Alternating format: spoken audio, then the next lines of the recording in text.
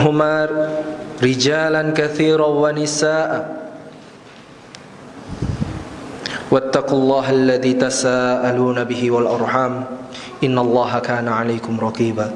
Amma ba'd, fa inna ahsanal kalami kalamullah wa khairul huda huda Muhammad sallallahu alaihi wasallam wa syarrul umuri muhdatsatuha wa kullu muhdatsatin bid'ah wa kullu bid'atin dhalalah wa kullu dhalalatin finnar atau kama qala an-nabiy sallallahu alaihi wasallam.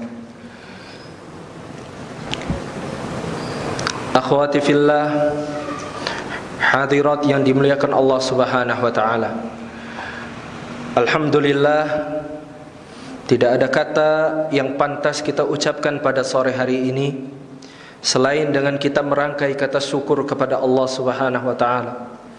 Dengan kita mengucapkan alhamdulillah, kalimat sebagai penghubung kita dengan Rabbul Jalalah, Allah Subhanahu wa taala, yang Allah Subhanahu wa taala katakan dalam firman-Nya, wa qalilun min ibadiyas syakur, hanya sedikit saja di antara hambaku yang mau terus bersyukur kepada Allah. Maka terus kita usahakan pada kehidupan kita, di tengah kesibukan kita, apapun aktivitas kita, terus kita berupaya mengingat semua nikmat dari Allah Subhanahu wa taala.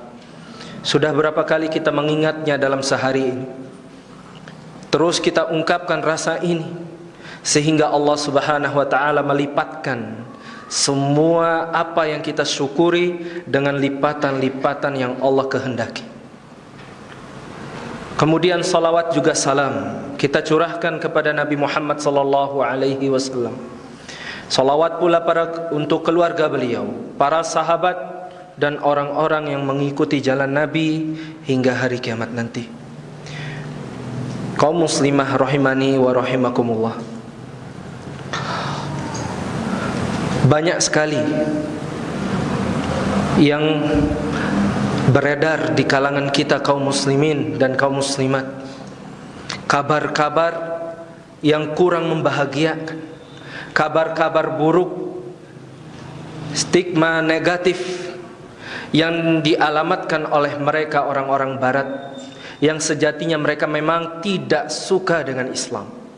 Segala cara mereka lakukan, membuat kata-kata indah, merangkai kalimat-kalimat yang membuat orang terpesona untuk menjauhkan semua golongan dari Islam, termasuk mereka-mereka wanita-wanita kaum muslimat yang mereka sekarang sedang dicoba, dirayu agar mereka meninggalkan harga diri mereka untuk bisa mengikuti apa yang mereka mau sampaikan, apa yang mereka mau inginkan. Di antara stigma negatif yang dilontarkan oleh mereka adalah Islam menghina kaum wanita. Islam tidak menghargai kedudukan wanita. Islam mengekang mereka perempuan. Islam mewajibkan, mengatur segala bentuk apapun yang dilakukan oleh wanita. Dan tujuan mereka hanya satu, ingin membuat mereka kaum muslimat berpaling dari agama Islam. Allah Subhanahu wa taala katakan dalam firman-Nya, walan tarda ankal yahud walan nasara hatta tattabi'a millatahum. Orang-orang Yahudi, ini Allah yang berfirman, mereka sama sekali tidak senang, mereka sama sekali tidak ridha. Orang Nasrani pun demikian, sampai kita semuanya mengikuti agamanya mereka. Sebaik apapun kata yang mereka lontarkan, seindah apapun rayuan yang mereka lontarkan, hakikatnya cuma satu, ingin menarik kita, apalagi wanita kaum muslimat, agar ikut dengan budaya dan agamanya mereka. Padahal Islamlah yang mencoba untuk menjaga wanita. Tidak ada agama yang peraturannya atau syariatnya dalam rangka melindungi kaum wanita seindah Islam ini. Tidak ada. Coba kita lihat ya, wanita sebelum kedatangan Islam. Wanita pada saat di negeri Yunani, pada saat itu wanita hanya dianggap sebagai apa? Kesenangan pria saja. Kesenangan atau media untuk melampiaskan hawa nafsu mereka saja. Tidak dianggap. Tidak ada tugas setelah mereka dilahirkan di muka bumi ini bagi bangsa Yunani pada saat itu, kecuali hanya untuk menjadi kesenangan dari kaum pria. Nggak ada lagi yang lain. Coba kita lihat wanita pada saat ya di negeri Romawi. Subhanallah, di negeri Romawi wanita itu bisa diperjualbelikan oleh suami atau bapaknya. Bapaknya bisa menjual anak putrinya, dan juga suami bisa menjual istrinya. Lihat wanita pada saat zaman Arab Jahiliyah, bangsa Arab, itu lebih dahsyat lagi.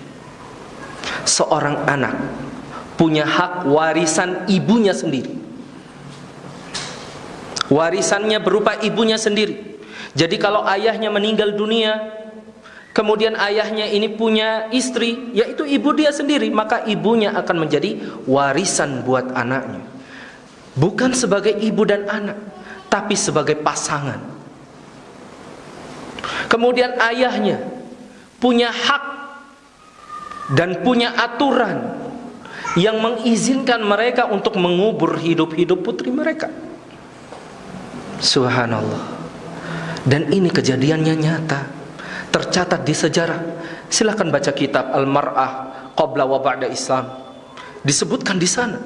Apalagi kejadian-kejadian yang dilakukan oleh mereka bangsa Persia kepada wanita, bangsa Hindia zaman dahulu kepada wanita.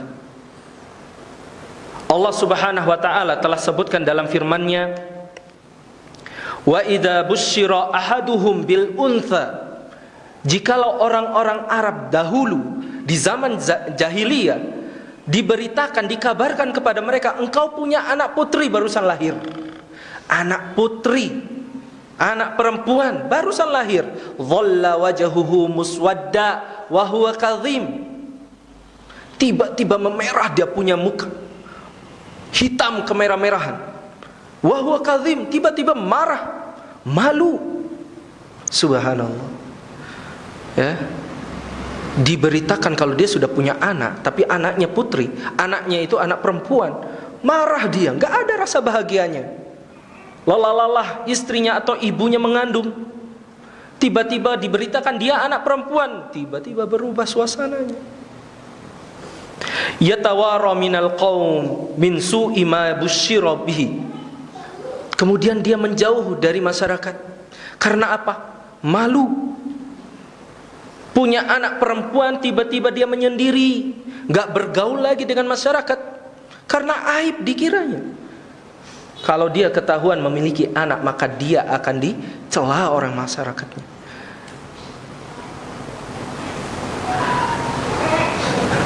Ayumsikuhu ala hun aw yadussuhu fit turab ala sa'a ma yahkumun. Pilihannya ada dua. Pilihannya ada dua. Ya. Kalau dia mau merawatnya, maka dia akan merawatnya dalam lingkungan aib. Setiap masyarakat yang tahu kalau dia itu punya anak perempuan, maka dia akan dicela, dihinakan, dijauhi. Tidak ada yang mau bergaul sama dia karena dia punya anak perempuan. Sekedar karena dia punya anak perempuan, bukan karena anak ini memiliki cacat, bukan karena anak ini mungkin memiliki kekurangan fisik, mungkin punya sifat yang cenderungnya merepotkan, bukan. Karena dia wanita, itu saja. Pilihan yang kedua, dia bisa menguburnya. Kata salah seorang ulama tafsir, Muhammad At-Tahir, ia mengatakan cara mereka menguburkannya itu, mereka itu terkadang habis lahiran, oh ini perempuan, langsung dikubur. Atau dia itu merawat ya masih ada sifat manusianya, dirawat sampai di mana anak itu bisa bicara atau bisa berjalan, baru dikuburkan. Subhanallah. Ya. Banyak sekali kisah-kisah seperti itu. Kemudian akhwati fillah rahimani wa rahimakumullah, datanglah Islam terbit dengan cahaya hidayah yang dibawakan oleh Nabi Muhammad sallallahu alaihi wasallam, menghapus semua hukum-hukum jahiliyah, menghapus semua kezaliman, yang memberikan hak istimewa bagi para wanita. Bukan hanya untuk menjaga wanita itu, akan tetapi memberikan hak yang benar-benar Islam ingin menghargai kedudukan sebagai seorang wanita. Ya. Bahkan Allah Subhanahu wa taala berfirman, "Wa 'ashiruhunna bil ma'ruf fa in karihtumuhun fa 'asa an takrahu syai'an wa yaj'alallahu fihi khairan katsira." Engkau bermuamalatlah dengan wanita itu dengan baik. Semua, wahai para pria laki-laki, bergaulah dengan wanita-wanita itu, baik dia istrimu atau anak-anakmu, dengan kebaikan. Jikalau engkau menemukan satu kebencian karena dia, karena sebab wanita, asa an takrahu syai'an wa yaj'alallahu fihi khairan katsira, di balik satu kebencianmu itu terdapat 1000 kebaikan di dalamnya. Kita ini terkadang terbalik, karena wanita mungkin lemah. Ya, memang benar lemahnya, karena disebutkan dalam satu hadis, naqisatu aqlin wa din. Wanita memang lemah akal perasaannya dan juga agamanya. Tapi ya seringkali ini dijadikan kambing hitam. Alasan supaya apa? Bisa menguasai wanita atau para wanita. Dan ini salah.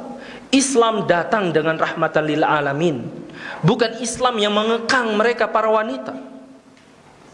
Coba kita lihat sabda Nabi Muhammad sallallahu alaihi wasallam, "Istausu bin nisa'il khair," atau dalam riwayat lain, "Istausu bin nisa'i khairan." Aku wasiatkan, kata Nabi, aku perintahkan kepada kalian agar berbuat baik kepada wanita. Ini jelas-jelas Nabi Muhammad SAW dengan sabdanya ingin menjaga para wanita. Kemudian dalam hadis lain, khairukum khairukum li ahli wa ana khairukum li ahli. Sebaik-baiknya kalian adalah sebaik-baiknya kalian di dalam keluarga.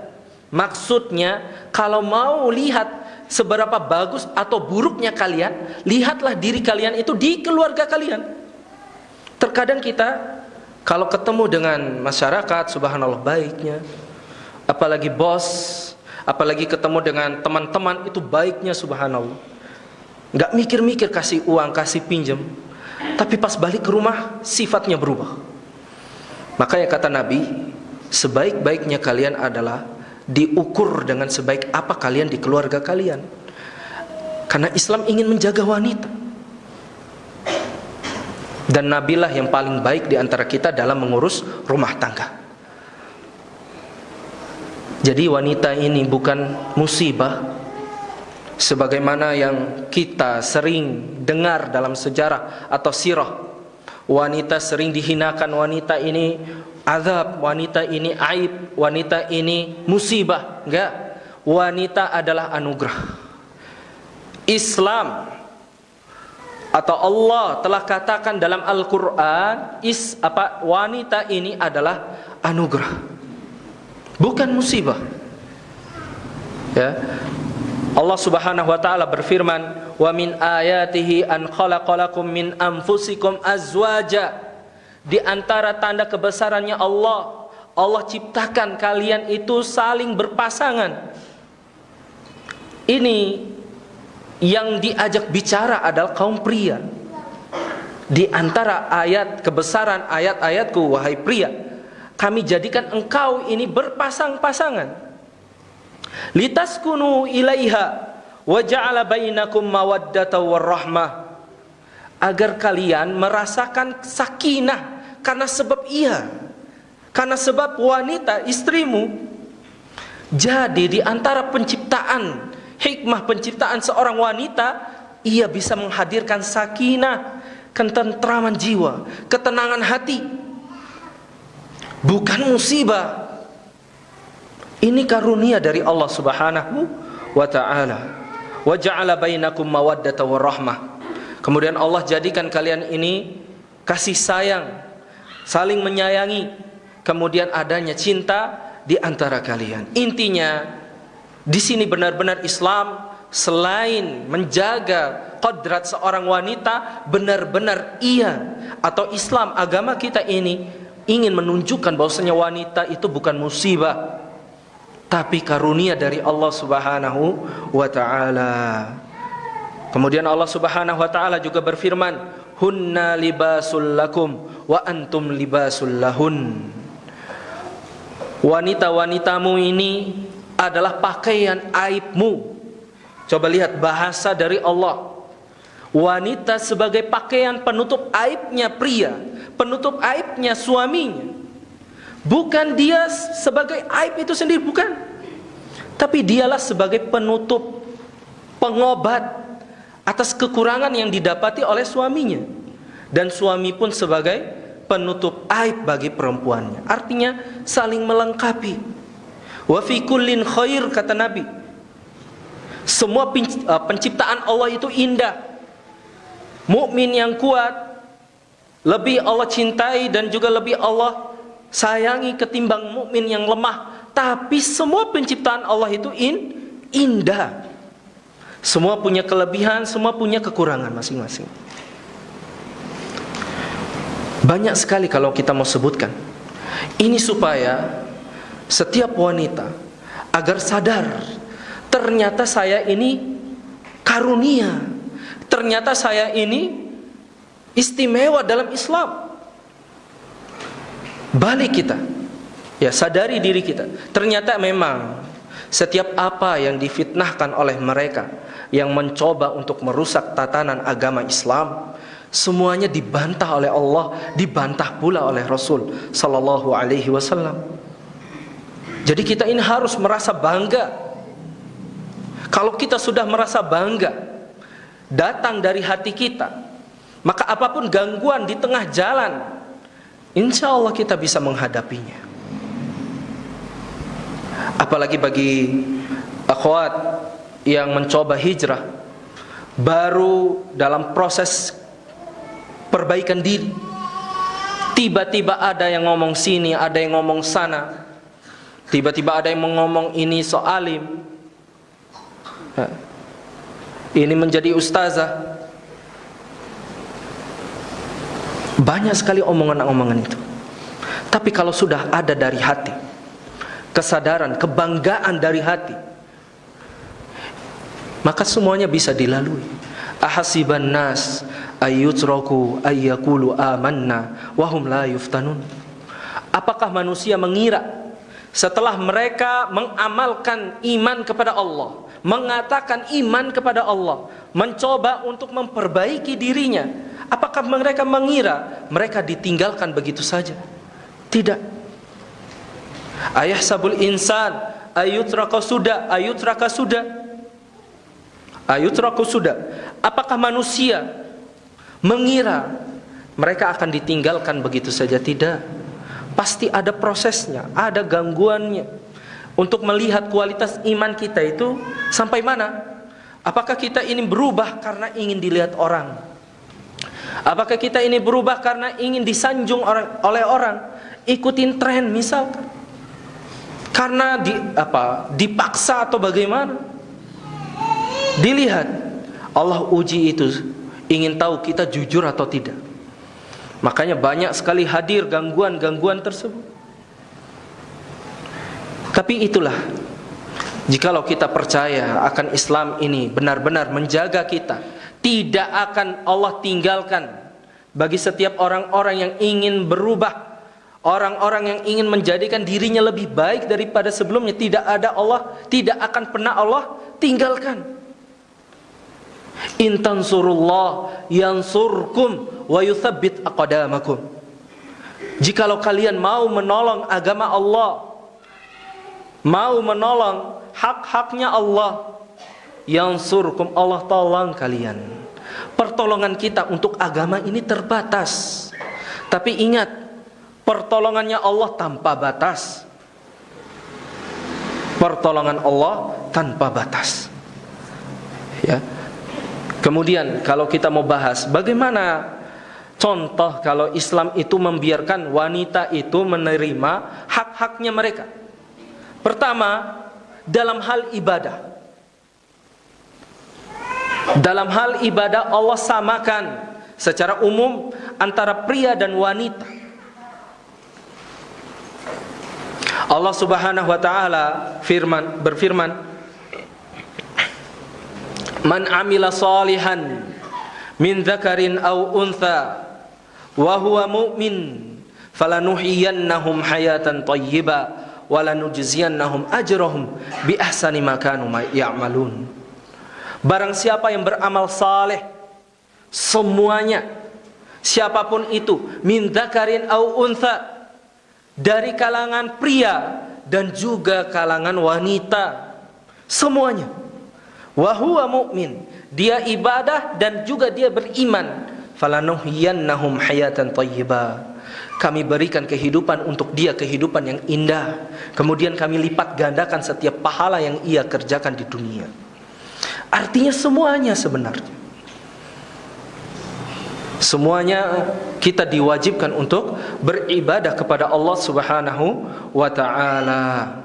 Kemudian di antara hak wanita yang tidak ada atau tidak secara umum, tidak ada batasan secara umum, hak wanita juga bisa untuk melaporkan keadaan suaminya yang mungkin suaminya berbuat buruk kepada dia, kepada hakim atau penguasa. Itu wanita punya hak dalam Islam. Allah sebutkan dalam surat Al-Mujadilah, qad sami'a Allahu qaulal lati tujadiluka fi zawjiha wa tashtaki ila Allah. Allah izinkan, Allah dengar suara dari wanita yang mengeluh kesahkan keadaan suaminya yang buruk kepada engkau wahai Muhammad. Diizinkan langsung oleh Allah Subhanahu wa ta'ala. Kemudian banyak sekali di zamannya Nabi lebih mendahulukan wanita daripada kalangan pria, daripada sahabat. Dan Nabi pun seringkali mengajak bercanda setiap wanita yang datang kepada dia. Diajak bercanda karena menghargai. Karena Nabi tahu ini kaum wanita adalah kaum yang lemah.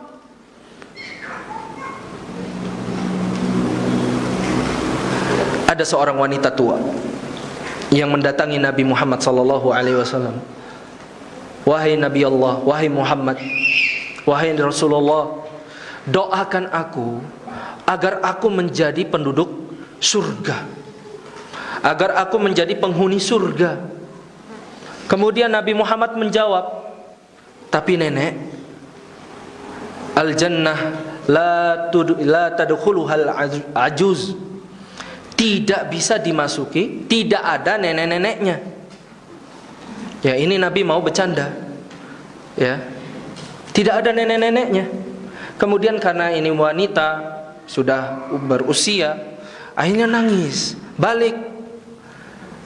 Ketika Nabi Muhammad SAW sadar kalau nenek-nenek ini balik pulang, akhirnya disuruh kejar sama para sahabatnya. Diperintahkan salah seorang sahabat, panggil ia, dan kemudian ceritakan bahwasanya di surga itu memang tidak ada nenek-nenek. Tapi kalau nenek masuk surga, maka Allah akan jadikan muda kembali, sekitar usia 30 sampai 33 tahun. Artinya Nabi Muhammad SAW tidak ada batasan. Walaupun mungkin dalam Islam memang lidzakari mithlu hazzil unthayain, satu orang pria itu seakan-akan memiliki kedudukan dua orang perempuan. Memang seperti itu, tapi tidak menjadikan Nabi itu menganggap remeh kondisi keadaan bagi seorang wanita. Kita ini cukup jadi manusia dan dia wanita, maka itu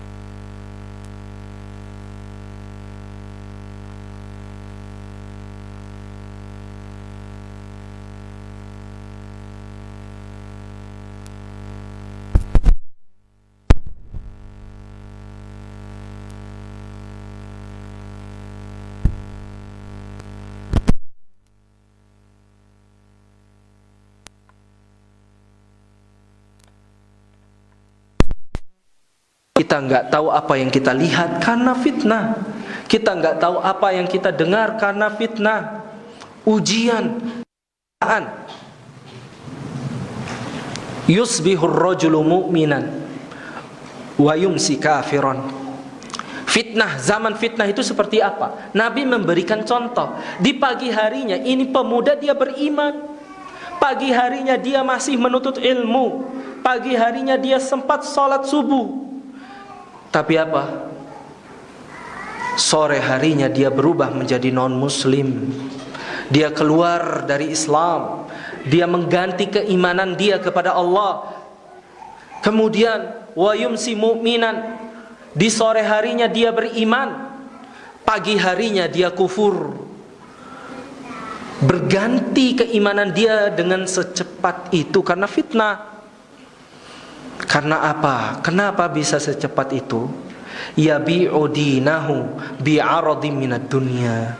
Dia menjual agamanya, dia menjual harga dirinya, padahal dia itu mahal karena dia beriman.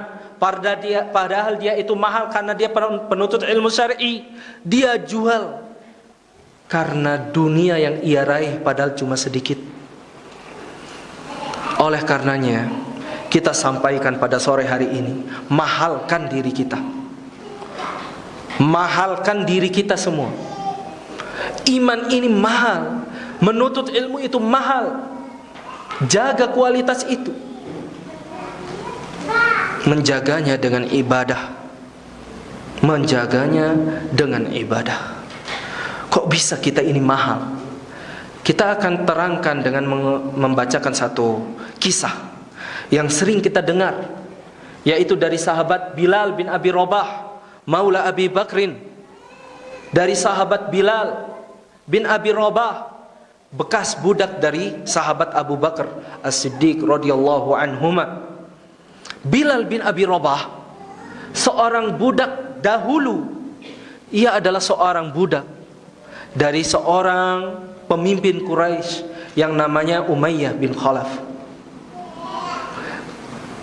Suatu ketika dia ketahuan bahwasanya ia telah masuk Islam, sehingga mengakibatkan tuannya yaitu Umayyah ini marah. Kemudian dia diikat di lehernya, dibawa oleh anak-anak kecil kota Mekah, diajak keliling kota. Dengan dia diikat lehernya seperti hewan.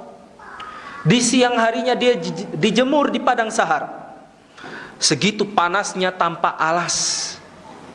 Kemudian batu besar dipanaskan, sengaja dibakar itu batu. Dan batu yang panas ini ditaruh di dada atau di perutnya Bilal bin Abi Rabah. Siksaan mereka di awal Islam sangatlah parah. Datang seorang sahabat Nabi yang mulia, sahabat Abu Bakar As-Siddiq radhiyallahu an, datang untuk membayar atau membeli Bilal bin Abi Rabah. Ditawarkan, ini berapa maunya, biar aku yang tebus, biar aku yang bayar. Kemudian kata Umayyah, kalau gitu bayar dia dengan satu uqiyah. Satu uqiyah itu satu genggam, apapun barangnya, mau kurma, mau emas, mau perak, mau perhiasan, yang penting satu genggam. Itu satu uqiyah, murah sekali.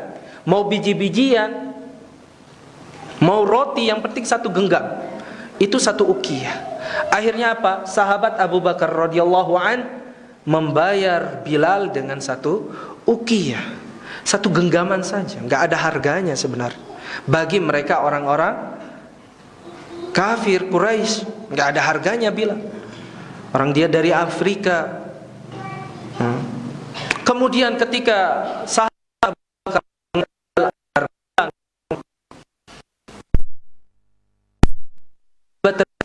memanggil, wahai Abu Bakar, ketahuilah, kalau saja engkau membayar kurang dari satu genggaman itu, saya kasih. Kalau saja engkau tawarkan setengah dari satu genggaman itu, saya berikan langsung. Karena nggak ada artinya, murah Bilal itu. Namun lihatlah apa yang menjadi jawaban dari sahabat Abu Bakar As-Siddiq radhiyallahu an. Ia mengatakan, wahai Umayyah, kalau engkau menjual Bilal bin Abi Rabah dengan 1000 uqiyah, saya tebus dia. Dia ini lebih mahal karena ada iman di hati dia. Subhanallah. Mahal kita semua ini, berharga semuanya. Makanya tak heran Islam itu menjadikan wanita itu seperti mutiara yang dilindungi. Barang berharga harus dilindungi.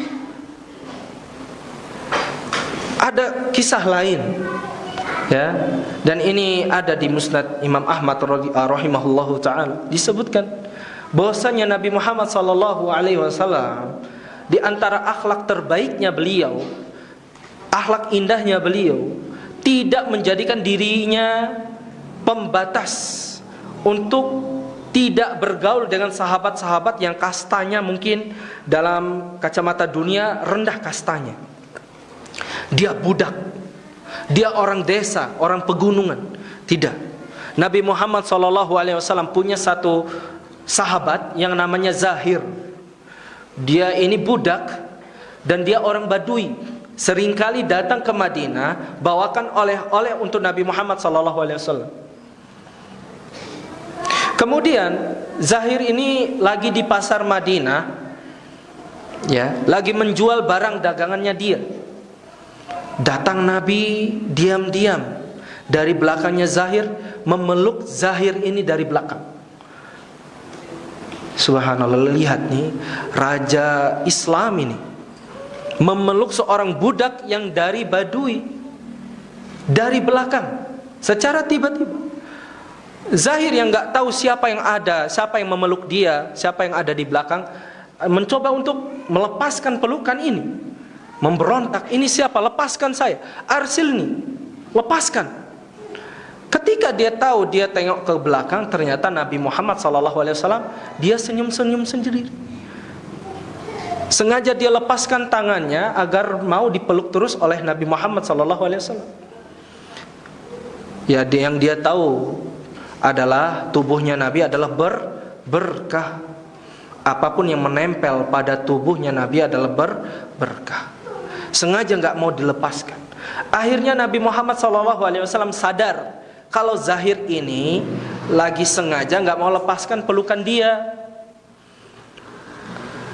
Akhirnya beliau SAW teriak, "Wahai penduduk kota Madinah, wahai penduduk pasar, siapa yang mau beli budak ini?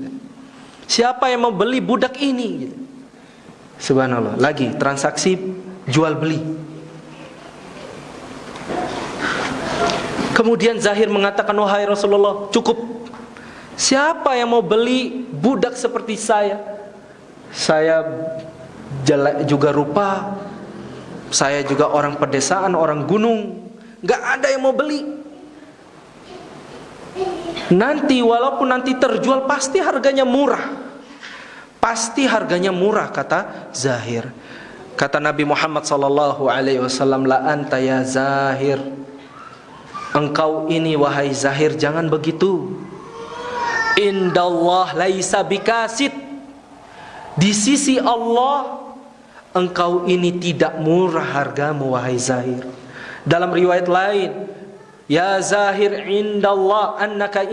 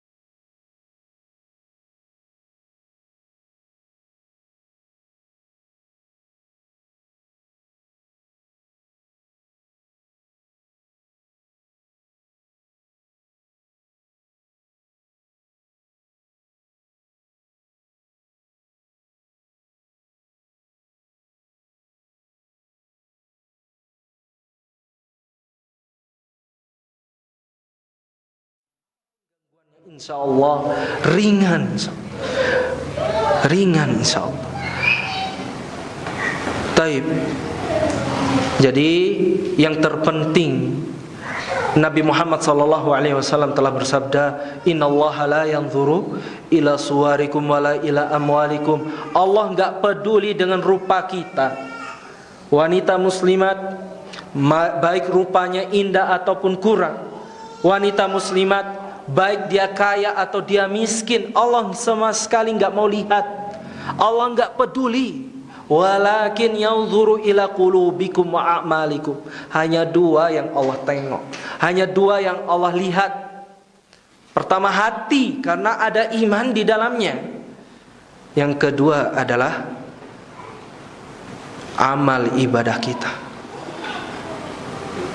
Ana akan sebutkan satu hadis sebagai akhir dari perjumpaan kita pada sore hari ini, yang menandakan bahwasanya iman, kualitas dirinya kaum muslimat itu ada di imannya. Yang membuat dia mahal atau yang membuat kurang harga dirinya adalah iman yang ada di hati dia. Selagi kita beriman, maka ketahuilah kita ini barang yang berharga yang Allah ciptakan di muka bumi ini. Ada satu hadis yang disebut dengan hadis bitaqah, hadis satu kartu ajaib, yang dimana ada seorang pemuda yang diminta oleh Allah agar dikeluarkan semua amalan-amalan dia. Dikeluarkan semuanya, subhanallah, keburukan semua isinya, sampai 99 jilid, semuanya isinya keburukan semuanya. Dicari-cari kebaikannya enggak ada. Sedangkan di situ di hari yaumul hisab, di hari perhitungan, kebaikan itulah yang sangat kita butuhkan. Tapi pemuda ini enggak ada kebaikannya. Dicari oleh malaikat, ternyata muncullah satu kartu. Tadi 99 jilid, panjangnya itu sepanjang mata memandang. 99 jilid keburukan, dosa semua. Dilihatkan ternyata ada satu kartu di situ. Kartu la ilaha illallah, kartu iman. Kecil. Dan ternyata ketika ditimbang, kartu yang kecil ini, karena dia mahal harganya, berat timbangannya juga. Kartu yang kecil itu bisa melemparkan semua keburukan-keburukan berjilid-jilidnya dia tadi. Subhanallah. Jadi untuk diperhatikan kembali, kalau kita ini murah harganya, murah kualitas diri kita, banyak orang atau musuh-musuh Allah yang mencoba untuk merayu kita, mencoba untuk membeli kita tadi. Ya, ibaratnya orang-orang, ya sekarang kita dihebohkan dengan kejadian minyak goreng misalkan. Ya, minyak goreng misalkan. Coba kita lihat minyak goreng, kalau dia harganya tiba-tiba murah, lihat sendirilah. Ya, banyak sekali antrian, di mana-mana kosong, bahkan tokonya belum buka dipaksa buat buka. Saking murahnya mungkin. Semua orang ingin membelinya. Tapi coba lihat nanti ketika minyak goreng ini mahal misalkan, ada nggak yang antri? Mahal jauh misalkan, ada nggak yang mau beli? Seperti itu. Kalau kita jadikan kualitas diri kita ini murah, maka banyak musuh-musuh Allah, baik dari kalangan syaitan atau manusia, yang ingin menggoda kita, membayar kita. Tapi kalau kita mahalkan diri kita, tingkatkan iman kita ini, mahalkan, naikkan harganya, maka insya Allah kita akan dilindungi oleh Allah subhanahu wa ta'ala. Caranya bagaimana? Caranya terus dengan kita beribadah kepada Allah subhanahu wa ta'ala. Tapi mungkin ini kajian yang bisa kita sampaikan pada sore hari ini. Segala bentuk kekurangan, segala bentuk kesalahan datangnya dari anak pribadi, dan kelebihannya datang dari Allah subhanahu wa ta'ala. Aqulu ma tasma'un, subhanakallahumma wa bihamdika, asyhadu an la ilaha illa anta astaghfiruka wa atubu ilaik. Assalamualaikum warahmatullahi wabarakatuh.